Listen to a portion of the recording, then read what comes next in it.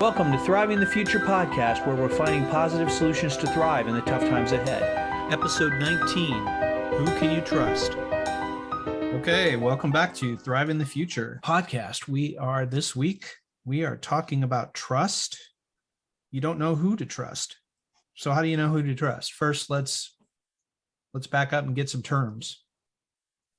Yeah, that sounds good. Yeah, we need terms because then, we're on the same page as we talk. Okay. So I looked up trust on, internet dictionaries, and the main thing is that it's a firm belief in reliability, truth, ability, or strength of someone or something. So you believe that somebody can do what they say. Mm-hmm. You believe they have the ability to do it. You believe they're reliably going to do it, or that the chair is going to be there when I sit down and that it's going to reliably hold my weight. It has that ability, right? Right. Which kind of made me think about faith, because faith and trust are kind of the same thing. You go back to Latin and you have fidelis, right? Is trust, Sure. but it's also faith. Faith is complete trust or confidence in something or someone. Well, and that's what's interesting, because the Greek word for faith is basically trust in, cling to, and rely on. So it all kinds of ties together, but you don't necessarily, the average person doesn't tie trust and faith together, right? I mean, you would think that would be for a faithful person or for a faith-based person, that kind of makes sense. But for an average person, they wouldn't necessarily tie that together. Interesting. Well, yeah, and it's hard to think of those two together, right? Because I trust you, or I have faith in you, right? Right. And when I say I have faith in you, what I'm saying is I am trusting that you're going to reliably do what Scott does, right? You're going to reliably show up. You're going to post a podcast. You're going to those things, right? Or you're going to bring me the tree you said you were going to bring me. And that kind of made me think of faith, because they're the same kind of thing. But and we were talking about Ukraine and all that, right? And the news and Russia and Ukraine and this and that. It's like this great big intelligence war going on. Sure. We have these clowns standing outside the gate now because we did Clown World, right? We got these clowns. We're trying to find who's the clown, who's not. The real question is who do I trust and who do I have faith is not going to kill me, right?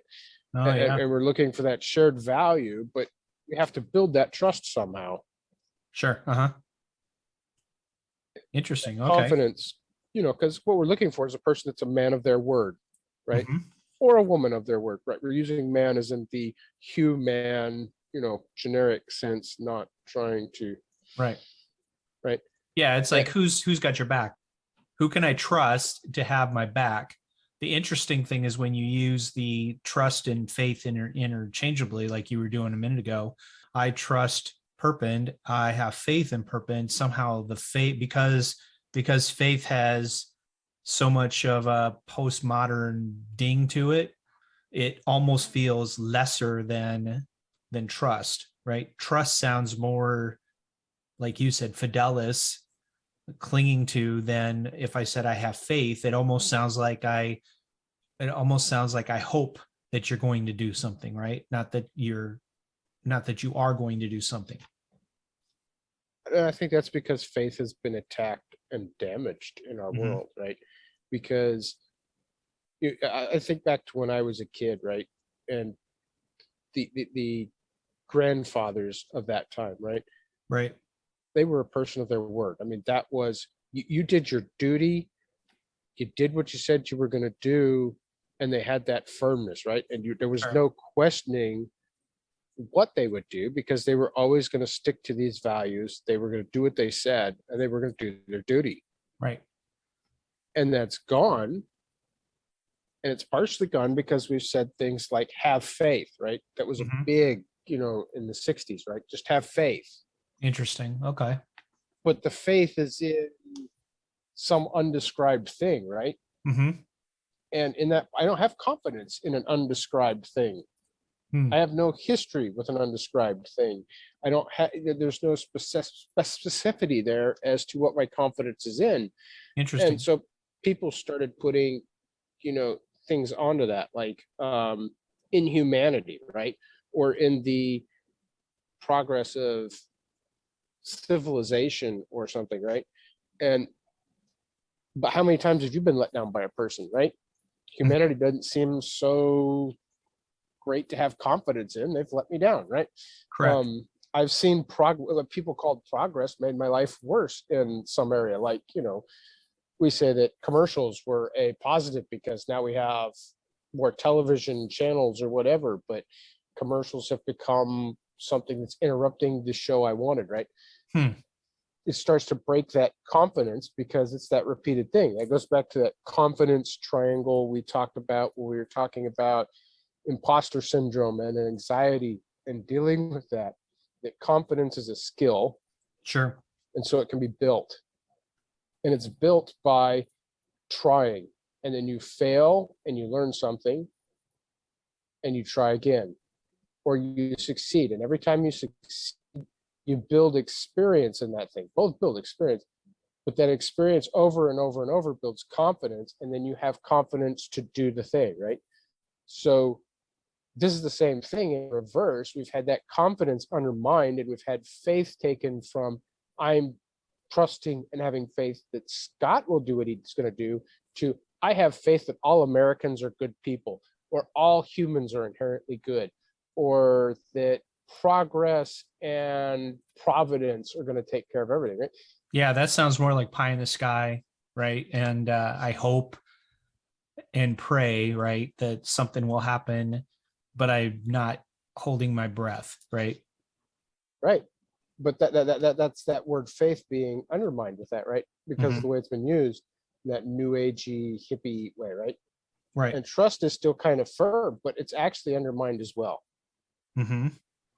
Because if you look at things like stranger danger, right? When we were, in elementary school, that was the big thing. Stranger equals danger.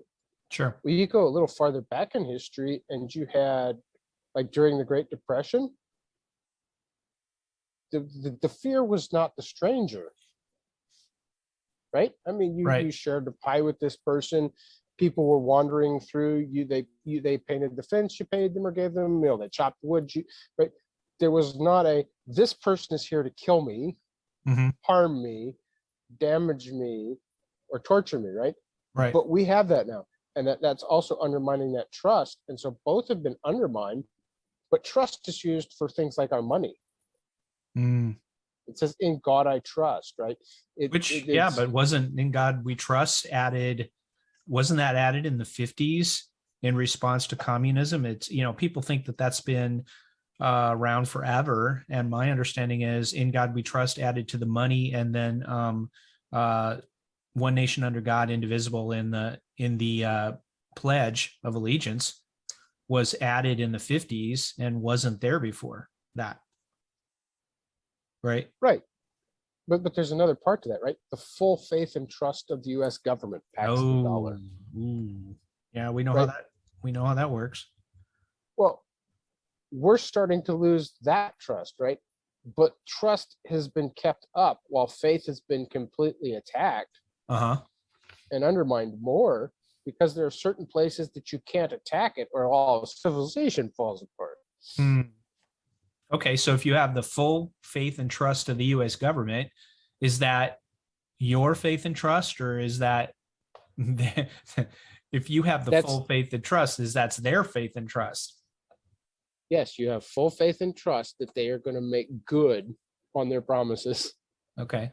Yeah, that's funny. It's almost backwards there. So, Yes, well, and that's all it is. And with them, it's just it's all illusion and trust, right? right. I mean, we trust that this piece of paper is worth X, right? We trust that it's worth $1. We trust that it will buy X things, but that's always moving because of inflation and everything else. So, okay. Well, what you're trusting is that I will work for this dollar today and I Mhm. will be able to get value from it tomorrow, or the US government is going to start shooting some people until they give me my value. Yeah. Okay. I mean, when you get down to it, that's Yeah. probably a little doomy for a podcast. Oh well. Not for this. Yeah. What happened to our positive solutions? We've been kind of doomers for the last couple of weeks, right?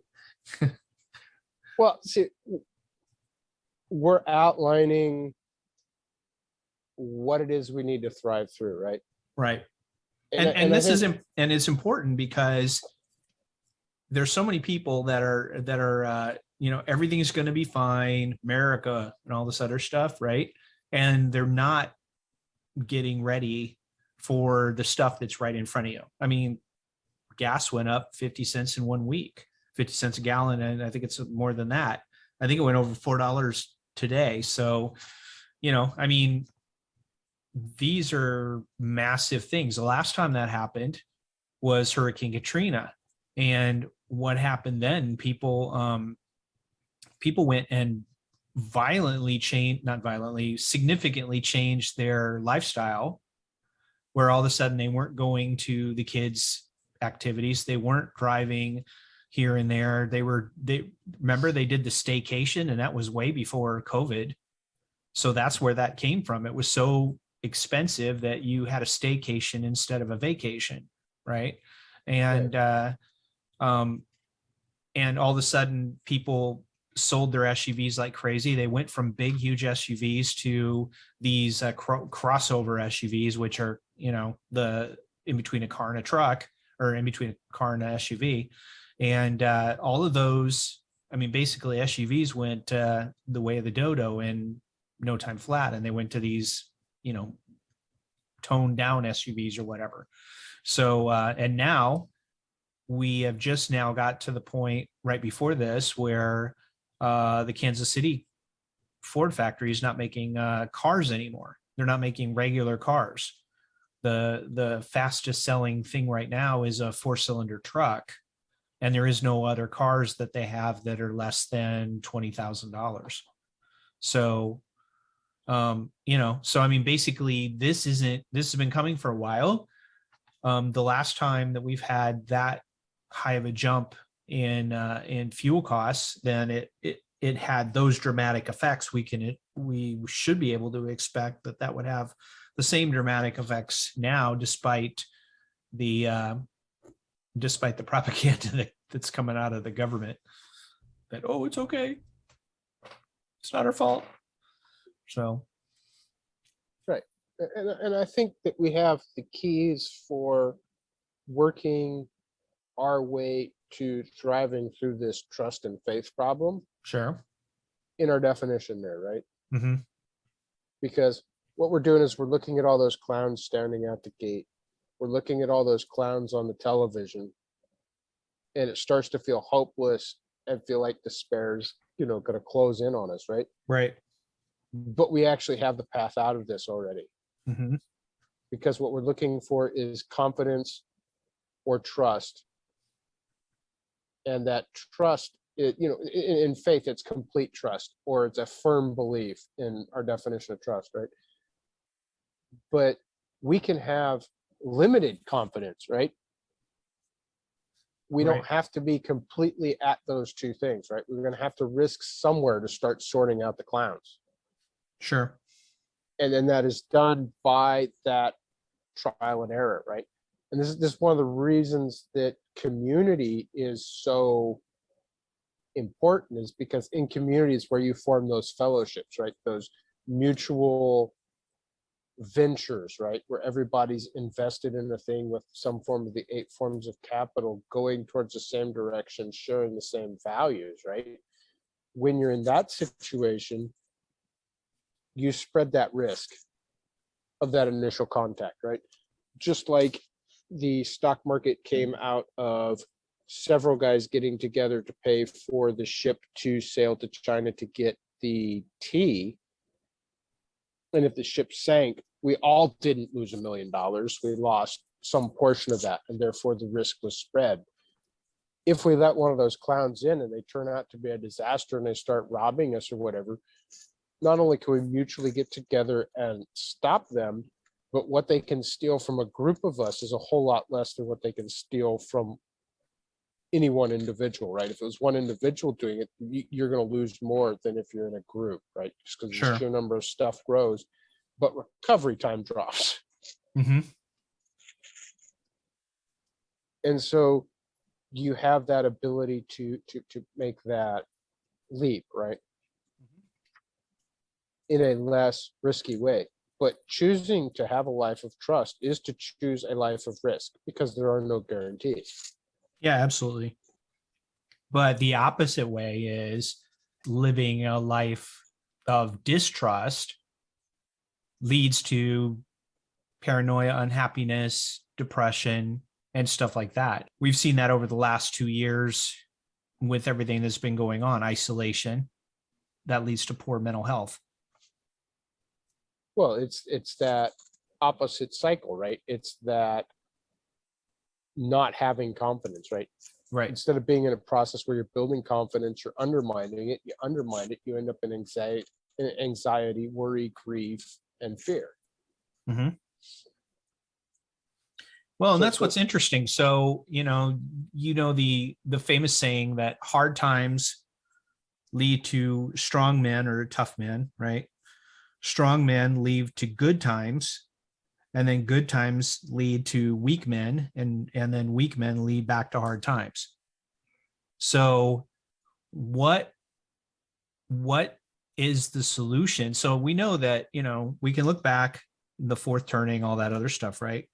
We're close to the fourth turning now, where 100 years ago, we had the Depression, we had World War II. They still call them the greatest generation, right? They created, and because of the way that the world fell out after World War II, the U.S. became a powerhouse. It led to good times, the 50s and 60s. Who do we call that were born during that time? They're the boomers. It was a boom. It was great, right? And then somehow the boomers turned out weak. Well, what, they're the ones that are going to the doctor all the time. A lot of what's been going on with the pandemic was driven by the fear of dying. And I know a lot of boomers and a bunch of them have a view that for some reason they picked it up. I think they picked it up from the 50s in sci-fi or something, that I shouldn't have to die, and that all leads into that transhumanism and stuff like that. So that was a prelude to my question. My question is then, what has to change this time so hard times make strong men again? Because instead of it making strong men now, it seems like it's making withdrawn wussy men being humans, not men, right? What do you think? Um,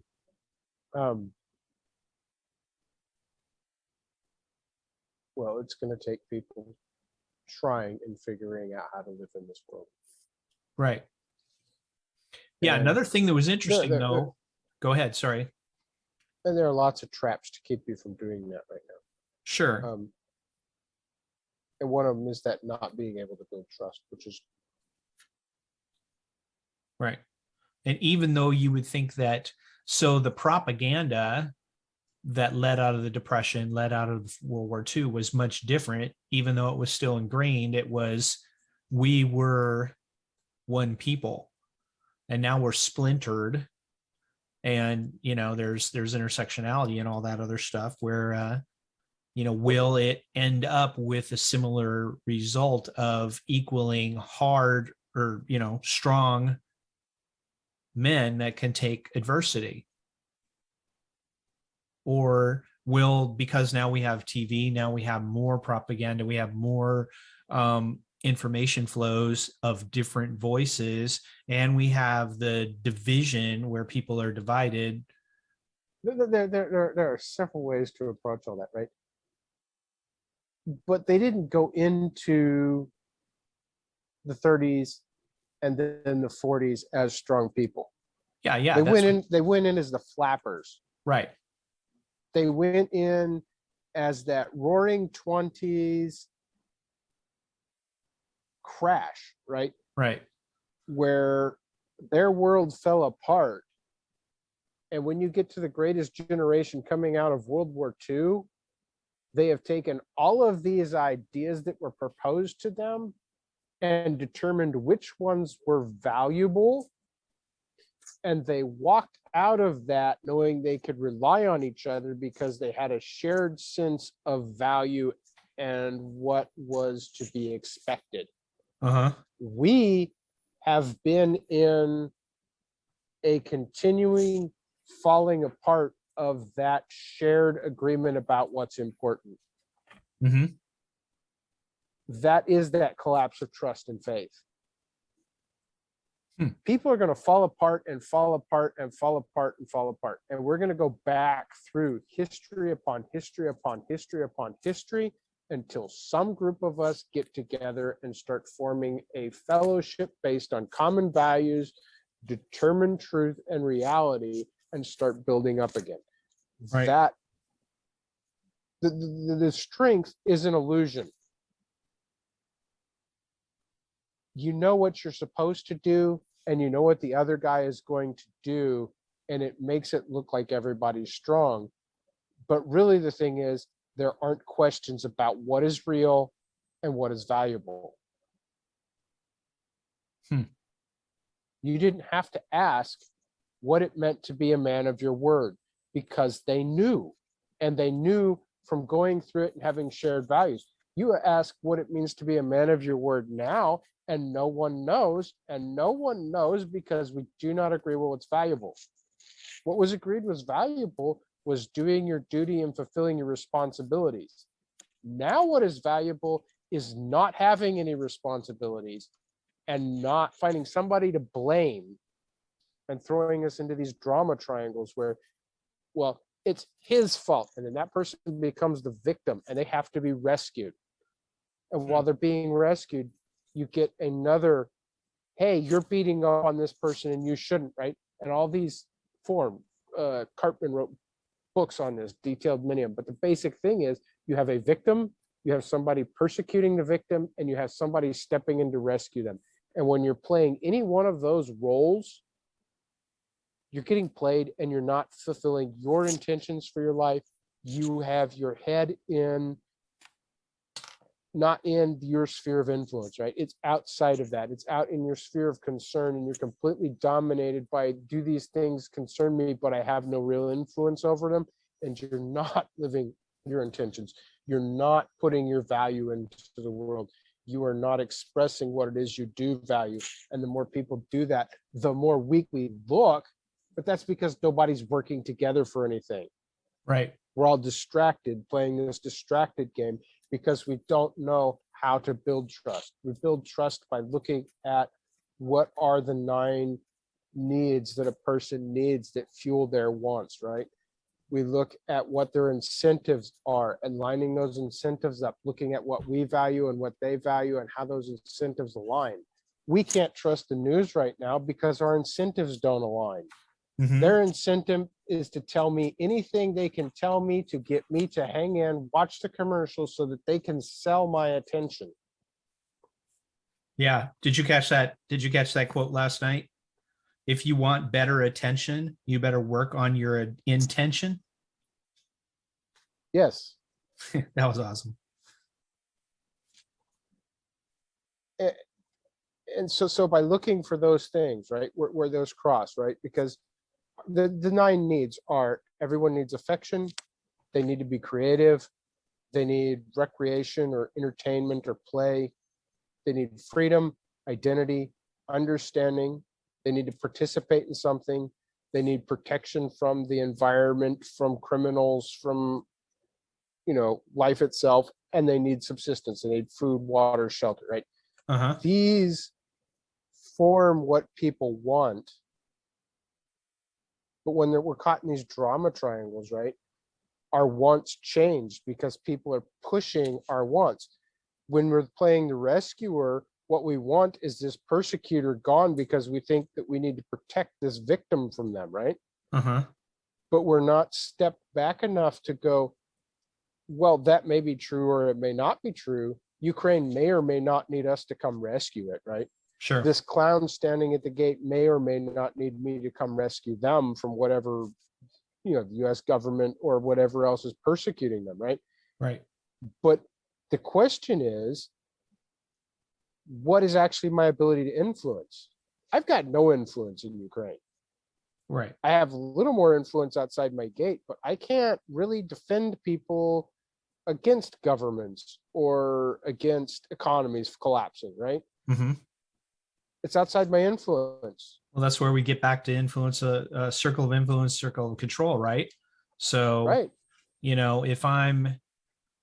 If I'm making a garden and I'm working out of my garden, it doesn't really matter what's going on, over the hill, unless there's a storm coming and I can see the storm, right? Then, or I can see, plague of locusts coming or something like that. But for the most part, that stuff that happens over there needs to stay over there. And Well, but when I'm looking at the clowns at the gate, right?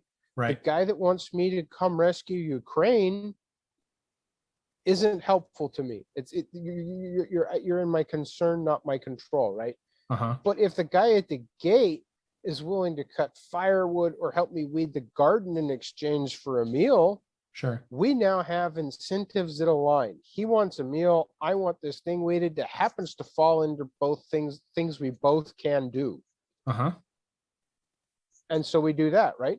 Right. And if that works well and he weeds the correct things out of the garden or chops a decent amount of wood, then maybe I ask him to stay the night and weed the garden tomorrow or chop the wood tomorrow or fix the fence or whatever, right? And we start building that faith and it becomes a reliable thing for both of us. If I do this work, this person will feed me, right? Mm-hmm. And we are now into building that trust and faith, reliability, and each being a person of our word because we've worked out what is valuable and what it is we're saying we're going to do. And for the media and the politicians to do that, we'd have to find some incentives that align. But right now, there are no incentives that align. They either want me distracted or they want my attention on commercials. They want me consuming so that they can get more loans to blow more people up so that they can, play these games.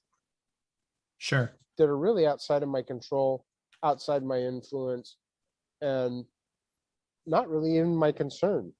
So what's the path forward then? What's the path forward to build that trust, to get back to where a man is a man of his word and things like that?